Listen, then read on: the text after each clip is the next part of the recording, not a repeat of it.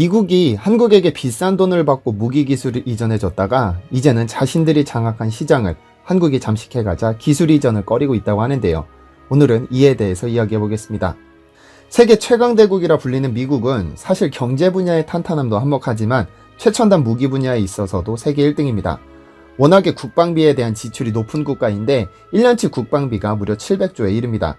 2위 중국보다 3배 이상, 그리고 2위 중국부터 10위 한국까지의 모든 국방비를 합친 것보다 많은 금액을 투자하고 있죠.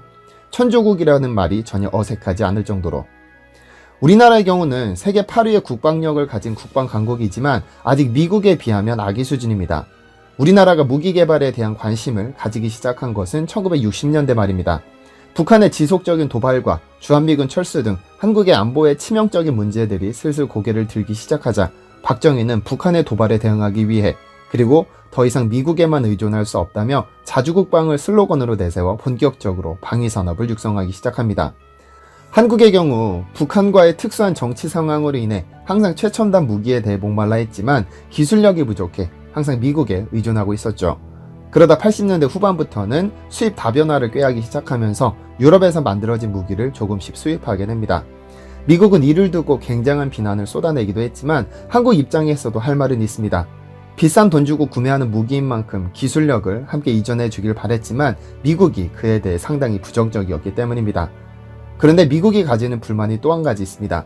바로 본인들이 잠식하고 있는 무기 시장을 한국이 야금야금 장악해가고 있기 때문입니다. 박정희 덕분에 몸집이 커진 한국 방산업체들은 80년대에 접어들면서 국내 시장의 한계를 깨닫기 시작합니다. 작은 국내 시장을 극복하는 방법은 수출밖에 없었고 해외 시장으로 눈을 돌려 재래식 무기를 수출해 활로를 모색했습니다. 이때부터 미국이 한국에 대해 부정적인 인식을 갖기 시작합니다. 자신들의 시장을 빼앗기고 있다는 사실을 깨달은 것이죠. 대표적인 무기가 바로 K9 자주포입니다. 완전한 한국 기술로 만들어낸 K9의 조상을 거슬러 가면 미국의 자주포가 등장합니다. 바로 미국이 1962년 생산한 M109 자주포. 한국은 1985년부터 M109를 국내에서 면허 생산하기 시작했는데 10년간 삼성테크인을 통해 무려 1200대에 가까운 수량을 생산해냈죠. 그리고 K55 자주포로 명명합니다. 서당께 3년이면 풍어를 읊는다는데 아무리 면허 생산이라고는 하지만 1200대나 만들면서 배우고 싶지 않아도 익히게 되는 것이 기술이죠. 그리고 1989년부터 한국은 국내 기술로 자주포를 생산하기로 결정하고 딱 10년 후 드디어 국산 자주포가 등장합니다. 10년 동안 M109를 생산한 삼성테크인은 하나테크인이라는 이름으로 바뀌었지만 그 노하우까지 바뀌지는 않았습니다. 그리고 만들어낸 자주포가 바로 K9. K9은 최대 40km까지 포탄을 발사할 수 있는데 자동 사격 통제 장치를 갖춘 덕분에 표적 범위 내에서 명중률 98%에 이릅니다.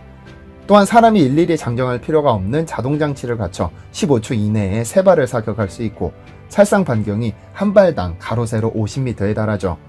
또한 시속 67km로 달릴 수 있기 때문에 빠른 기동력뿐 아니라 사막에서 설원까지 다양한 작전 환경에서 운용이 가능하기 때문에 해외에서 상당한 인기를 끌고 있습니다. 그리고 미국이 장악하고 있던 세계 무기 시장을 한국 방산업체가 잠식해가고 있는데요. 한국이 K9을 수출한 국가는 굉장히 많습니다.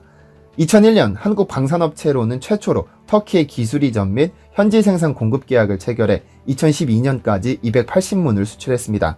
그리고 2014년에는 폴란드에 차체 120대를 수출하면서 약 3,500억 원의 계약을 체결해 지상장비 역사상 최초로 유럽 시장에 진출하기도 했습니다. 그리고 2017년에는 인도에 100대, 핀란드에 28대, 에스토니아에 12대, 그리고 노르웨이에 24대를 수출하면서 한국이 만든 세계에서 가장 인기 좋은 무기로 인정받고 있죠. 특히 노르웨이는 미국의 M109를 운용하다 이를 대체할 자주포로 K9을 선택했는데 기후 및 지형에 관계없이 완벽한 성능을 입증해 노르웨이가 굉장히 만족했다고 합니다. 현재 세계에서 가장 활발히 운용되는 자주포는 한국의 K9, 도글의 펜저하우비츠, 미국의 팔라딘입니다. 그 중에서 미국은 조금 뒤처져 있는 형상이며 한국과 독일이 세계 최강 자리를 두고 경쟁하고 있습니다. 하지만 독일의 펜저하우비츠는 한국의 K9과 성능은 비슷하지만 가격적인 측면에서 2배 이상 비싸, 성능 측면에서, 가성비 측면에서 K9이 압도적인 세계 최강이라고 보고 있습니다. 스톡홀름 국제평화연구소에 따르면 2017년까지 세계 자주포 시장에서 K9이 차지하는 비중은 572대로 48%를 점유하고 있습니다. 독일이 189대, 프랑스가 175대, 중국이 128대를 판매했는데 이 세 국가를 합쳐도 K9에 미치지 못할 정도로 완벽하게 시장을 장악해버렸습니다. 자주포란 말 그대로 스스로 움직일 수 있는 대포입니다. 우리나라가 자주포에 대해 관심을 갖기 시작한 건 1980년대입니다. 당시 우리나라의 포병 전력은 북한에 비해 상당히 열악했는데 북한은 수적으로도 포병 전력에서 우위를 점하고 있었고 대포의 절반가량이 자주포입니다. 한국은 말 그대로 잽도 안 되는 수준이었습니다. 그러나 미국의 M109를 면허 생산해 만든 K55 그리고 국내 기술로 만든 K9은 북한의 재래식 무기와는 경쟁도 되지 않는 세계 최강으로 거듭났습니다. 한국이 가진 진짜 뛰어난 머리와 성실함으로 한국이 운용하는 모든 무기를 자체 생산할 때까지 열심히 노력했으면 좋겠습니다. 미국 육군이 자주포의 사거리를 크게 늘리는 시험을 하면서 자주포의 사거리 한계가 얼마나 될지에 이목이 집중되고 있다. 오늘날 각국이 보유한 견인포든 자주포든 대부분 사거리가 30km에 이르는데 미국이 자주포 사거리를 최대 130km로 늘리는 시도가 이루어지고 있어 사거리 도약이 이루어질지가 방산업계의 관심사로 떠올랐다. 사거리 130km를 목표로 개발 중인 미국군의 차세대 자주포. 미국 사거리 70에서 130km 차기 자주포 개발 중. 미국 국방부와 디펜스 블로그 등 방산 전문 매체에 따르면 미국군은 7회 위진된 배후 벨라딘 자주포의 사정거리를 크게 늘린 자주포를 개발하고 있다. XM900 자주포가 그것이다. 이 자주포는 구경은 155mm이지만 포의 길이가 포구경의 58대인 58구경량의 자주포 신조를 채택한 족사포다. 우리말로는 사거리 연장여포, 영어로는 ERCA라는 차기 자주포다. 게다가 최신형 포탄 XN113 램제탄을 사용한다. 이를 통해 미국군은 유효 사정거리를 70km로 늘리고 신형 포탄을 이용해 최대 사정거리를 130km에 이르게 하는 것을 목표로 하고 있다. 70km는 한국 육군이 보유한 천무 다연장 로켓의 사거리 80km에 근접하는 거리다. 자동 전전 장치를 도입해 발사 속도도 높인다. 애리조나주 유마 시험장에서 한 포격 시험 동영상이 이미 공개됐다. 시험에서 이 포는 62km밖에 표적을 정확히 타격했다. 2차 대전 당시 무수히 많은 포탄을 쏘아댄 미군은 지난 수십 년 동안 대테러 전쟁을 벌이면서 주로 공중전역을 이용하다 보니 자주포 개발에 크게 신경을 쓰지 않았다.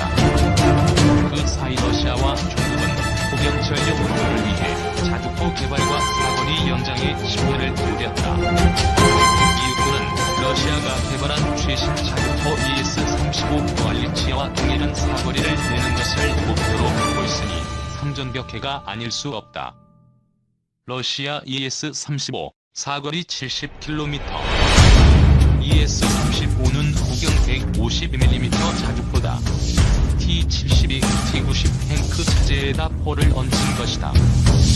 2015년 5월 모스크바에서 열린 2차 대전 승전 기념일에 처음으로 공개됐다. 분당 최대 16발을 발사할 수 있으며 정밀도 포탄을 사용하며 최대 사거리가 70km에 이르는 우수한 성능을 발휘한다는 평가를 받고 있다.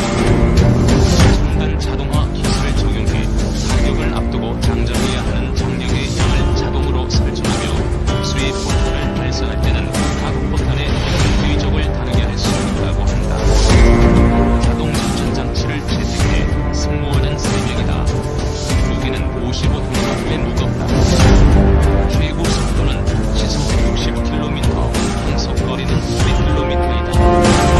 적군이 사거리 밖에서 표적을 공격하는 데서 사실상 전술탄 미사일의 역할을 할 수 있는 긴 위치를 가진 자주포다. PZH 사거리 56km.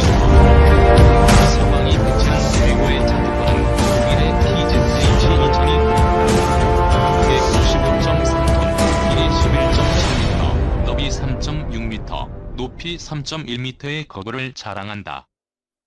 1000마력 엔진 덕분에 도로를 최고 시속 60km로 달릴 수 있다. 사거리는 일반탄이 30km, 사거리 연장탄은 40km다.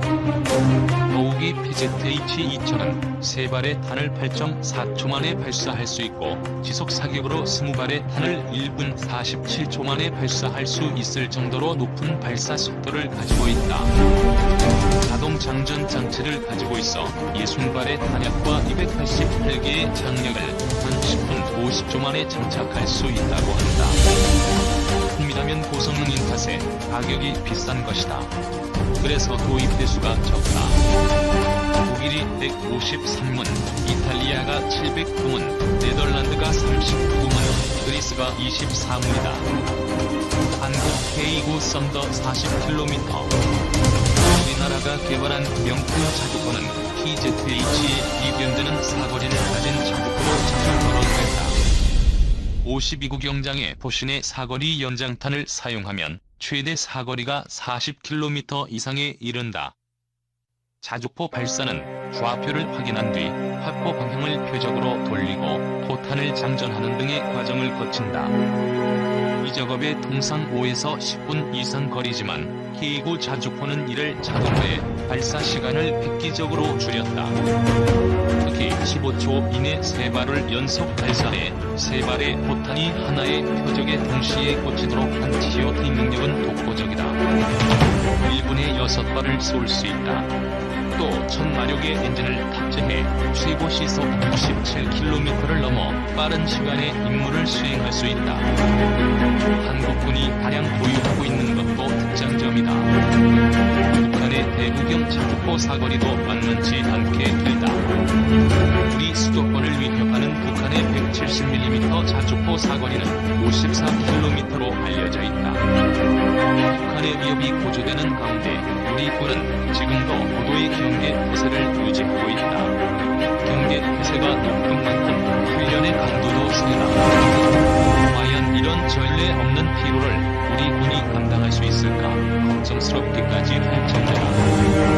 그런데 이런 우려를 더욱 크게 만든 슬픈 사건이 8월 10일에 발생했다. 강원도 철원에서 훈련 중이던 K9 자주포에서 원인 불명의 화재가 발생했다. 이 사고로 장병 2명이 사망하고 5명이 부상했다. K9 자주포 명품 무기 1위로 선정돼. 사고가 난 K9 자주포는 전차 사격 훈련장에서 포구 초속 측정 사격을 하고 있었다. K9은 마치 저격수와 같은 정확도로 적의 방사포와 장사정포를 제압할 수 있는 자주포다. 이런 정확도를 유지하기 위해 포구 속도를 측정한다. 마치 야구 선수가 몇 킬로미터로 던지느냐를 측정하는 것과 비슷한 이치다. 사고는 측정 사격 중 세 번째 포탄을 발사하다가 발생했다.